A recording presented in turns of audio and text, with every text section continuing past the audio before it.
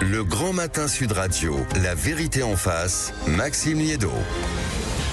Soyez les bienvenus dans votre heure de la vérité en face. Nous sommes ensemble jusqu'à 10h et le sujet qui va nous animer dans cette prochaine demi-heure vous concerne, auditeurs de Sud Radio, concerne nos agriculteurs. Une mobilisation qui possède encore des noyaux durs. On l'a vu du côté du Gers ce week-end avec cette scène qui a énormément choqué. Cette scène qui a énormément choqué d'un policier qui a pointé son arme en réalité sur un agriculteur. Plusieurs versions apparaissent naturellement dans cette histoire. Il n'en est pas moins que la coordination rurale, le syndicat majoritaire, en tout cas dans les mobilisations, a décidé de saisir l'IGPN. Vous le savez, c'est la police des polices, en estimant que le geste a été disproportionné. Mais est-ce que ça ne veut pas dire que dans les prochaines semaines, notamment en janvier, où la même mobilisation va à nouveau reprendre, on va dire, du poil de la bête, est-ce que ce n'est pas craindre à nouveau des affrontements entre nos forces de l'ordre et nos agriculteurs?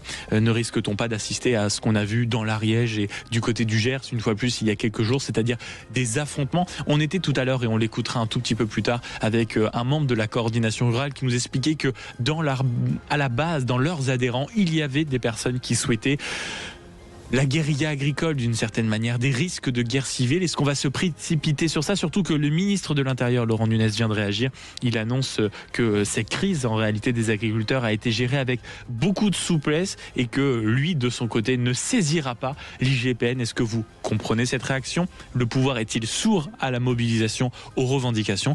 Vous êtes dans la vérité en face, vous avez le menu et vous nous appelez 0826 300 300. On est ensemble jusqu'à 10h et on commence cette conversation avec vous, Bruno. Bonjour. Oui, bonjour Maxime. Merci beaucoup d'être avec nous ce matin. Vous allez bien? Ça va. Merci. Toujours mobilisé.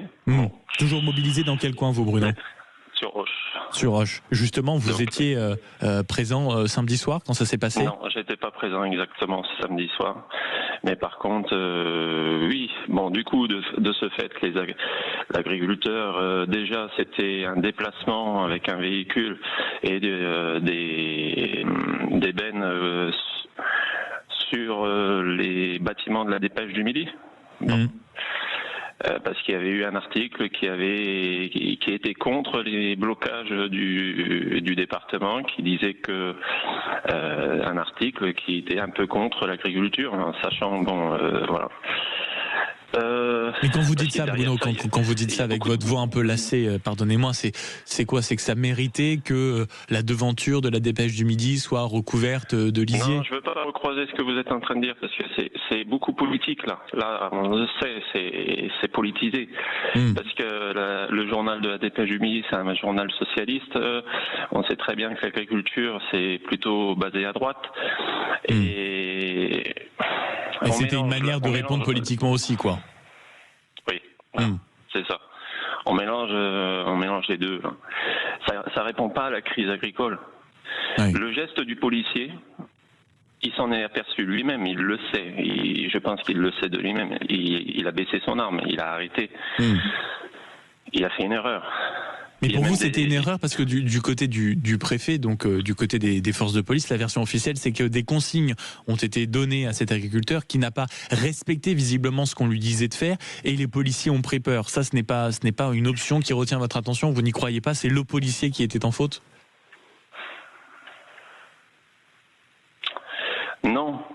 Non, c'est pas l'agriculteur se serait arrêté.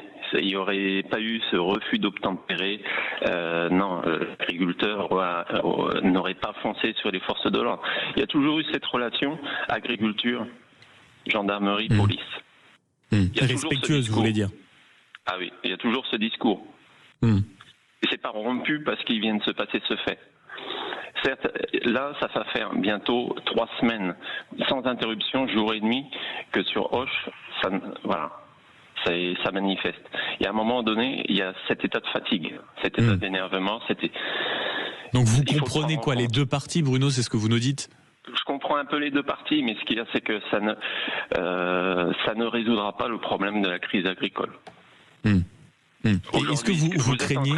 Vous êtes en train de me dire que vous avez peur que d'ici quelques semaines, ça repart et qu'il y ait des affrontements.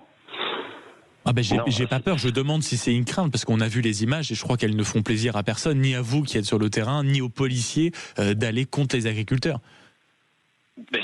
Oui, mais on sait très bien, vous et moi, et tous les auditeurs, on sait très bien que en janvier, ça va repartir avec ce report de la signature du Mercosur, parce que la dernière fois, la ministre l'a bien dit, c'est la goutte d'eau qui fait déborder le vase, mais ce qu'il y a, c'est que le vase n'a jamais été vidé, et ce qui fait que la crise agricole, elle y sera encore malgré toutes les vaccinations bovines. Et la signature du Mercosur qui est annoncée pour le 12 janvier en Uruguay, si je me trompe pas, c'est en Uruguay que ça va se passer. Ça va repartir en manifestation agricole. D'ailleurs, ça n'a pas d'effet. Les manifestations, c'est là, et c'est déjà annoncé quand même par certains syndicats que ça va repartir.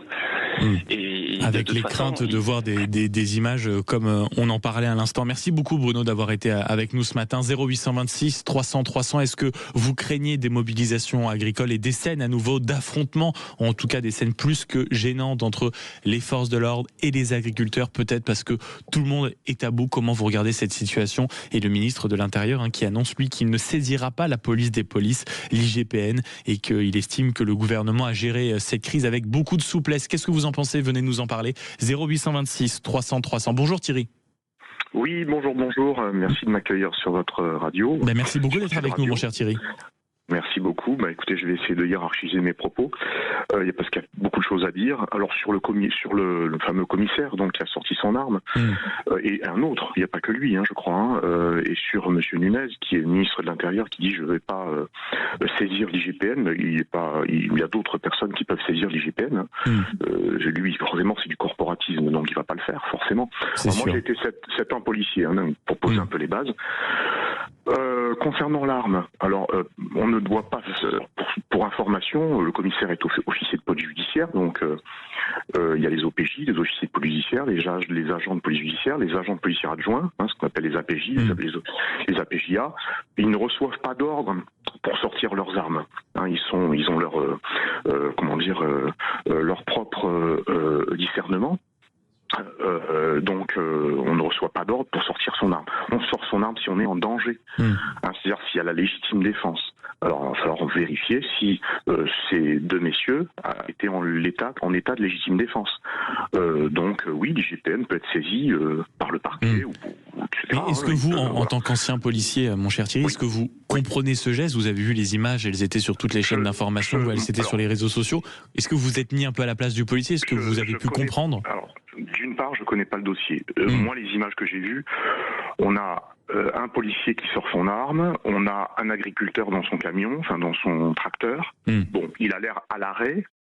À partir du moment où il est à l'arrêt, je vois pas pourquoi le policier s'est trouvé en danger. C'est une arme par destination, un véhicule, un tracteur, etc. Donc, à partir de là, je vois pas.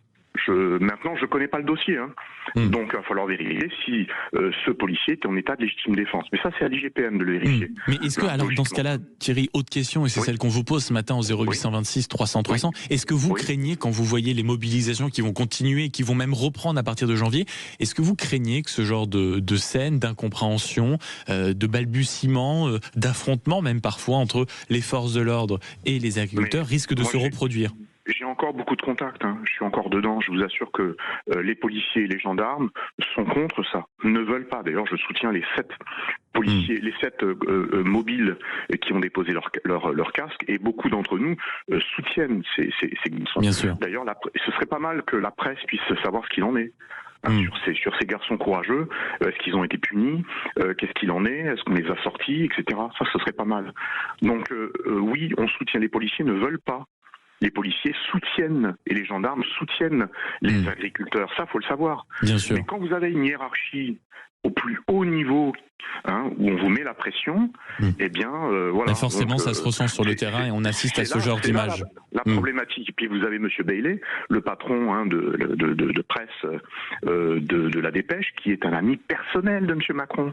Mais tout le monde le sait, ça. Oui, donc c'est très politique et c'est ce que disait notre auditeur précédent. Merci beaucoup Thierry d'avoir été avec nous ce matin sur Sud Radio et nous avoir passé un coup de fil au 0826 300 300. La discussion se poursuit. Est-ce que vous craignez que des scènes d'affrontement entre les forces de l'ordre et les policiers se reproduisent, parce que c'est une crainte, en tout cas, surtout quand on sait que la mobilisation va à nouveau reprendre du poil de la bête en janvier et qu'on a un ministre de l'Intérieur qui assure que cette crise, en tout cas avec les agriculteurs, a été gérée avec souplesse. 0826 300 300. Qu'est-ce que vous en pensez? Est-ce qu'on en fait trop, ou au contraire, malheureusement, on risque d'assister à des scènes comme ça, d'affrontements, de vifs échanges, en tout cas, entre les policiers et les forces de l'ordre? 0826 300 300. Bonjour Jean-François. Bonjour et bonjour à vous et à tous vos auditeurs. Merci beaucoup d'être avec nous ce matin.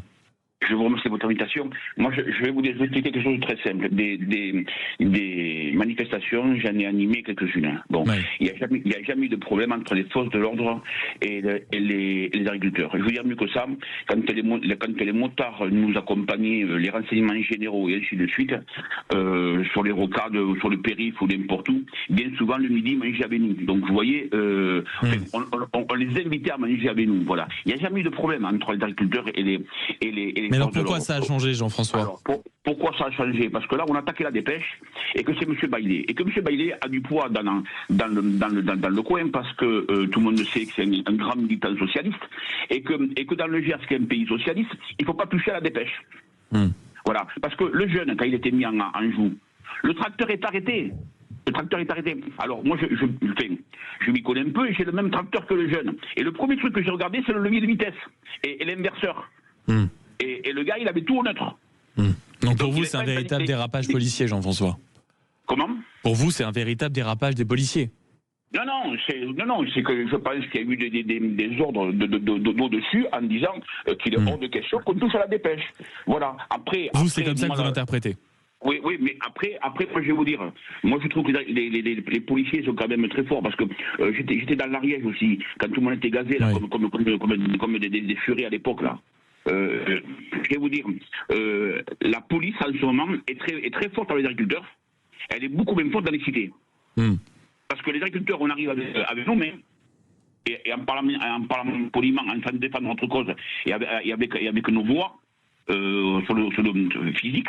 Voilà, et que dans les cités, ils ont des kalachnikovs. Donc là où ça peut déraper, on n'y va pas. Par contre, chez les agriculteurs, on sait qu'on risque rien. Et donc, voilà. D'une certaine manière, les policiers montrent un peu trop les muscles, c'est ça que vous nous dites, Jean-François? En tout cas, pas avec les bonnes personnes. Ah, mon cher Jean-François, on est en train de vous perdre un tout petit peu. Essayez de retrouver un peu la connexion, mon cher Jean-François, et on vous reprend juste après. 0826 300 300. Est-ce que vous pensez que malheureusement on va assister à de nouvelles scènes d'affrontement entre les forces de l'ordre et les agriculteurs? Est-ce que vous trouvez que cette question est beaucoup trop provocante? Comment vous regardez les choses, vous, surtout quand on a un ministre de l'Intérieur qui assure ne pas saisir la police des polices suite à ce qui s'est passé du côté du Gers? C'était à Auch avec un policier qui a mis en joue un agriculteur. Est-ce que ces scènes ne vont pas devenir notre quotidien à partir de janvier, malheureusement, quand on voit que la mobilisation va à nouveau se durcir pour demander notamment la signature ou le report, voire l'annulation de la signature de ce fameux traité du Mercosur? Vous avez la parole sur Sud Radio, 0826 300 300.